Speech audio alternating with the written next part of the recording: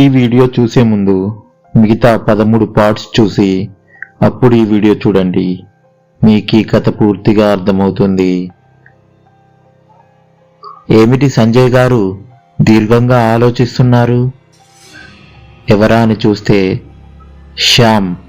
శ్యామల గారా, రండి, పొద్దున్నే వచ్చారు. ఏమి రాకూడదా? అయ్యో, నేను అలా అనలేదండి. మరి ఎలా అన్నారు అండి? ఇది మా అన్నయ్య ఇల్లు, నేను ఎప్పుడైనా వస్తాను, మీకేమైనా అభ్యంతరం ఉందా? శ్యామలని సంజయ్ అలా చూస్తూ ఉంటాడు. నాకేమీ అభ్యంతరం ఉంటుందండి, మీ ఇల్లు మీ ఇష్టం, మీరు ఎప్పుడైనా రావచ్చు, ఎప్పుడైనా పోవచ్చు.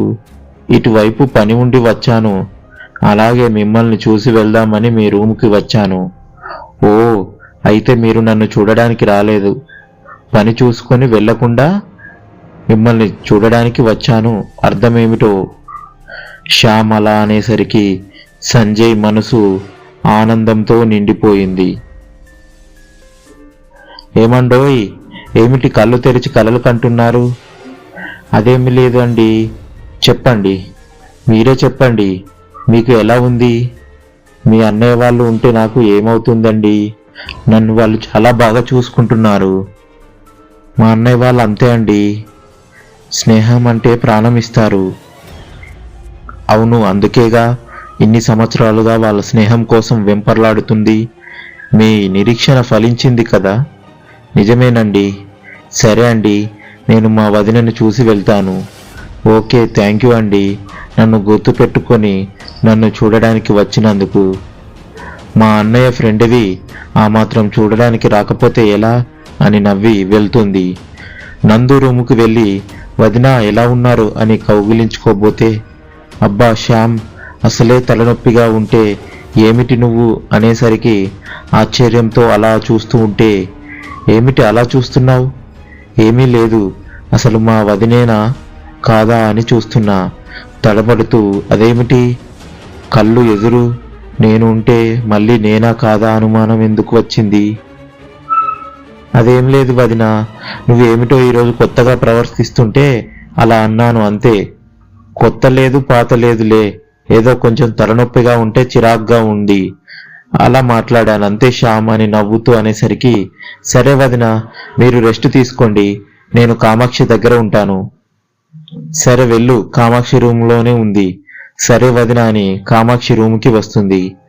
కామాక్షి కూర్చొని సూర్యకాంతంతో మాట్లాడుతూ ఉంటుంది. కాము, ఏమి చేస్తున్నావు? శ్యామ్, నువ్వా? ఏమిటి ఈరోజు వింతగా ఉందే, ఉదయాన్నే వచ్చావు? ఏమిటి అందరూ అలా అడుగుతున్నారు? నేను కాక ఇంకా ఎవరు అడిగారేమిటి? అదా, ఎవరు లేరులే. కామాక్షి, లేచి రా, బయటకు వెళ్దాం. ఇద్దరు ఇక్కడే మాట్లాడుకోవచ్చు కదా, మళ్ళీ బయటకెందుకని సూర్యకాంతం గారు అడిగితే, అమ్మా, మేము పెద్దగా మాట్లాడితే నీకు చికాకు వస్తుంది, అందుకే మేము బయటకు వెళ్ళి మాట్లాడుకుంటాంలే అని శ్యామ్తో కలిసి బయటకు వస్తుంది. ఇద్దరు బయట కూర్చొని మాట్లాడుకుంటూ, ఏమిటి కాము, వదిన ఈరోజు కొత్తగా ప్రవర్తిస్తుంది. నువ్వు నందు అక్క దగ్గరకు వెళ్ళి వచ్చావా? అవును. నందు అక్క అలా ఎందుకు చేస్తుందో నాకే అర్థం కాలేదు. అవునా, అయితే నీకు కూడా అలాగే అనిపించిందా? అవును కాము, వదిన రోజులా ఈరోజు లేదు అని అర్థమైంది. మాకు అలానే అనిపించింది, కానీ ఎందుకు అలా ఉందో అర్థం అవ్వడం లేదు.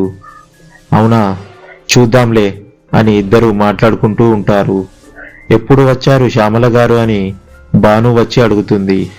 ఇప్పుడే వచ్చాను భాను అని చెప్పి, సరే కాము, నేను వెళ్ళి వస్తాను. అప్పుడేనా?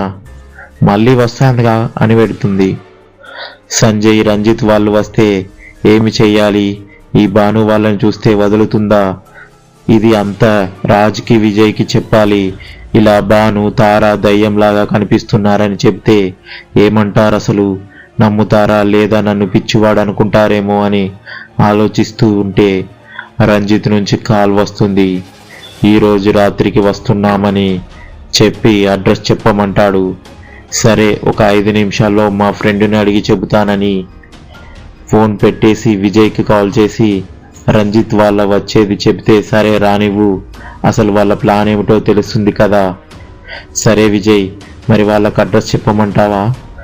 చెప్పు, నేను రాజుకి చెప్తాను, సరే అని ఫోన్ పెట్టేసి రాజు దగ్గరికి వెళ్ళి చెప్తాడు. సరే విజ్జు, చూద్దాం ఏం చేస్తారో. నేను అదే చెప్పాను రాజ్. ఓకే విజ్జు, బయట పని ఉంది, వెళ్ళి వస్తాను అని వెళ్తాడు. ఇంట్లో నందు భాను ఎప్పుడు కలిసి ఉండడం కామాక్షి గమనిస్తూ ఎప్పటికప్పుడు విజయ్కి చెబుతూ ఉంటుంది. కామాక్షి నందు అక్క అని పిలిచినా పలకదు. భాను సైగ చేస్తే కాని చూసి ఏమిటి కామాక్షి అంటుంది. కామాక్షి అదేమిటి, నేను నంద అక్క అని ఎన్నిసార్లు పిలిచినా పలకదు అని మనసులో అనుకుని ఏమీ లేదు అక్క, ఊరికే వచ్చానని చెప్పి వెళ్తుంది. ఈ పిల్ల పిచ్చిది మంచిదా వస్తుంది అని అడిగితే ఏమీ లేదని వెళ్తుంది. అదే అర్థం కావడం లేదక్క, ఎందుకు ఇలా చేస్తుందో. సర్లే, మనకు వేరే పని లేనట్టు ఆ తింగర్ దాని గురించే మాట్లాడుకోవాలా, పద వెళ్దామని వెళ్తారు. సంజయ్ రంజిత్ వాళ్లకు ఫోన్ చేసి అడ్రస్ చెప్పి రమ్మని చెబుతాడు. ఓకేరా అని ఫోన్ పెట్టేసి మిగతా ఫ్రెండ్స్తో చెప్తాడు.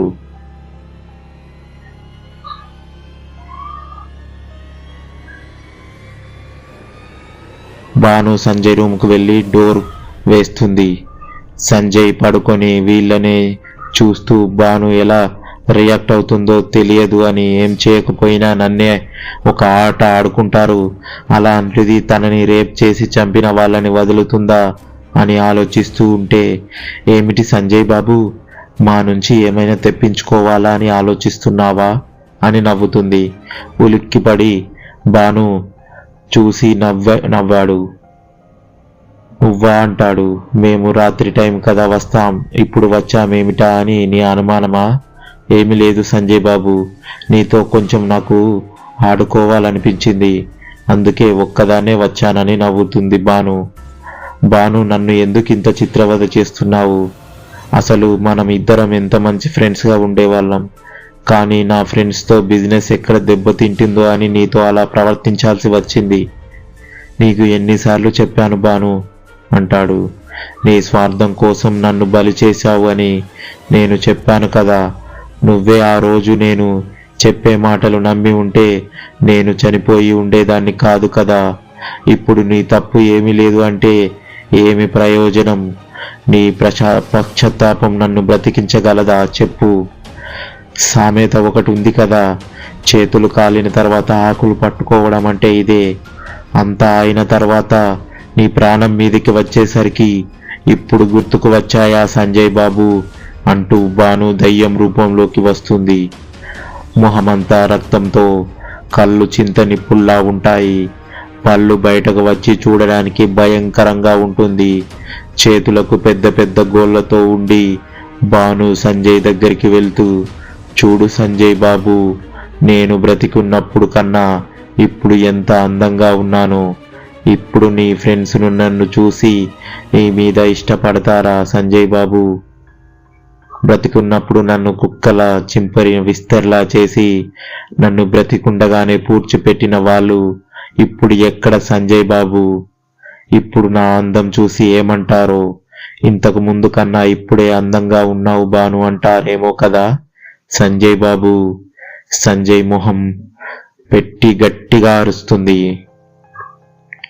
సంజయ్ భయంతో కళ్ళు మూసుకొని, నిన్ను చూస్తుంటే భయం వేస్తుంది, ప్లీజ్ భాను దూరంగా ఉండు అన్నాడు. ఎందుకు సంజయ్ బాబు, నేనంటే అంత భయం? నేను మీ ఇంట్లో పనిచేసిన భానునే చూడు అంటూ రక్తం కారే మొహం మీద సంజయ్ చేతులు తీసుకొని పెట్టుకుంటుంది. చేతులకు మెత్తగా తగిలి చేతుల్లోకి వస్తుంది. ఏమిటా అని భయంతో కళ్ళు తెరిచి చూస్తాడు. చేతిలో భాను మొహం మీద చర్మం ఊడి సంజయ్ చేతిలోకి వస్తుంది. అంతే, భయంతో లేచి ఫిదిలించిన చర్మం అలానే ఉంటుంది. భాను చర్మం లేని మొహాన్ని చూడలేక గడుపులు తిప్పునట్టు అయిపోయి వాష్రూమ్కి పరిగెత్తి వాంతి చేసుకుంటాడు. చేతిలో చర్మం నుంచి రక్తం కారడం చూసి భాను, ఈ నరకం నా వల్ల కాదు, నన్ను చంపేయ్ అని అక్కడే వాష్రూమ్లో కూర్చొని ఏడుస్తూ ఉన్నాడు. అంతే, టక్కున వాష్రూమ్లో ప్రత్యక్షమై పెద్దగా నవ్వుతూ, నిన్ను అలా చంపితే నీ మూలంగా నేను పడిన నరకం కన్నా ఇది ఏమీ ఎక్కువ కాదని నవ్వుతుంటే, సంజయ్ గారు అంటూ కామాక్షి డోర్ కొడుతుంది. ఈ తింగరి మొహంది ఇప్పుడు ఇక్కడికి ఎందుకు వచ్చిందో అని మాయమై కామాక్షి పక్కన ప్రత్యక్షమవుతుంది.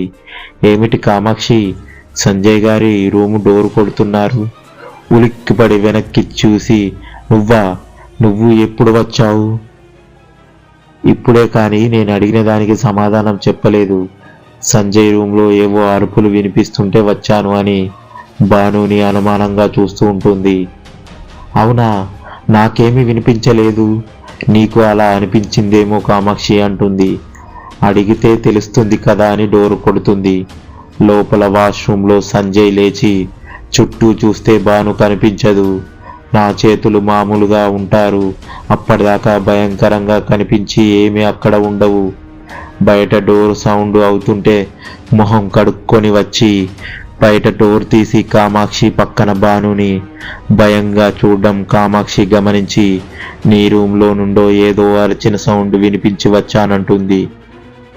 అలాంటిది ఏమీ లేదు కామాక్షి అంటాడు. సరే సంజయ్ గారు, ఏదైనా ఉంటే బావతో విజయ్తో చెప్పండి అని భానుని చూసి వెళ్తూ నువ్వు రా అంటుంది. వస్తున్నా, నువ్వు వెళ్ళు అని ఆ తింగర్ది ఏదో చెప్పమంటుంది కదా, చెప్తావా అంటుంది. పాపం తను అమాయకురాలు, తనకు ఏమీ తెలియదు, నా మీద కోపం తన మీద చూపకు అంటాడు. అవునా, ఈ జాలి అప్పుడు నా మీద చూపిస్తే ఎంత బాగుండేది సంజయ్ బాబు అని మామూలుగా మాట్లాడేసరికి భాను అని ప్రేమగా పిలుస్తాడు. అంతే, సీరియస్గా ఒక్క చూపు చూసి వెళ్తుంది. సంజయ్ బాధపడుతూ లోపలికి వెళ్తాడు. ఆఫీసులో రాజ్ విజయ్ వర్క్ అయ్యి ఇంటికి బయలుదేరుతూ, విజ్జు నువ్వు కూడా రా వెళ్దాం, సంజయ్ ఫ్రెండ్స్ వస్తున్నారుగా, ఒక్కసారి నువ్వు చూసినట్లు ఉంటుంది అంటాడు. సరే పద వెళ్దాం సంజయ్. దేనికు భయపడుతున్నాడు, అది మనకు చెప్పలేకపోతున్నాడు అని అర్థమవుతుంది రాజ్. అది ఏమిటో తెలుసుకుని వాడి మనసులో బాధని తీర్చాలి అంటాడు. అలాగే చేద్దాం రా విజ్జు అని ఇంటికి బయలుదేరుతారు. కామాక్షికి విజయ్ ఫోన్ చేసి సంజయ్ వాళ్ళ ఫ్రెండ్స్ వస్తున్నారు, భోజనం రెడీ చేయమని నందు చెప్పు అంటాడు. అలాగే విజయ్ అని కిచెన్లో భాను వంట చేస్తూ ఉంటే పక్కన టేబుల్ మీద కూర్చొని క్యారెట్ తింటూ ఉంటుంది. ఎప్పుడు చూసినా నందు అక్క ఏమిటి ఏదో ఒకటి తింటూ ఉంటే భాను వంట చేస్తుంది. ఈ ఒక్క రోజులో నందు అక్కలో ఇంత మార్పా అని ఆలోచిస్తూ ఉంటే భానును చూసి నందుకి సైగ చేస్తుంది. కామాక్షిని చూసిన నందుకి కోపం వచ్చి చూస్తుంటే భాను కళ్ళతోనే సైగ చేస్తుంది. ఏమిటి కామాక్షి, ఇక్కడికి వచ్చాం, ఏమైనా కావాలా అని అడుగుతుంది. ఏమీ లేదు అక్క, సంజయ్ గారిని చూడడానికి అతని ఫ్రెండ్స్ 3 వస్తున్నారంట, వాళ్ళకి వంట చేయమని విజయ్ ఫోన్ చేశాడు అని చెప్పగానే వీటికే తిండి దండగా అనుకుంటుంటే మళ్ళీ 3 ఫ్రెండ్సా, వంట చేయాలా అంటుంది నందు. ఏమిటి అక్క అంటున్నావు అని అడుగుతుంది కామాక్షి.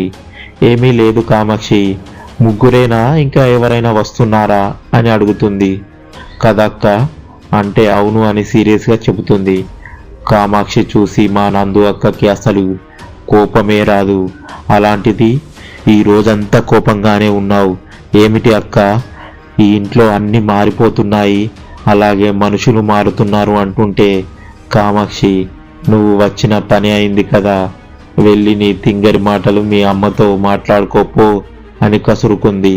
కామాక్షి బాధతో ఏడుస్తూ, నువ్వు అసలు అక్కవే కాదు, మా అక్క నన్ను ఎప్పుడు ఏమీ అనేది కాదు, నువ్వు ఎవరో తెలుసుకొని అప్పుడు చెప్తాను నీ పని అని కోపంగా వెళ్తుంది.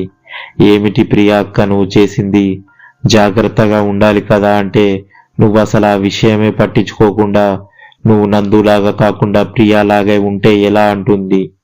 అప్పుడే రంజిత్ వాళ్ళ కారు రాజు వాళ్ళ ఇంటి ముందు ఆగుతుంది. భానుకి నందుతో మాట్లాడుతుంటే తను ఎవరి కోసమైతే ఆత్మ అయి తిరుగుతుందో వాళ్ళల్లే తనని వెతుక్కుంటూ తన దగ్గరకు వచ్చారని తెలిసిపోయి ప్రియా అక్క అంటూ ప్రియను లేపి గిరగిరా తిప్పుతుంది. ఏమైంది భాను, ఎందుకంత సంతోషం అంటే రా అక్క చూపిస్తాను అని మాయమై బయటకు వస్తారు. కాలులో నుంచి ఒక్కొక్కరు దిగుతుంటే భాను కోపంగా చూడడం ప్రియా చూసి అంటే నిన్ను బలవంతం చేసింది చంపింది వీళ్ళేనా అని అంటుంది.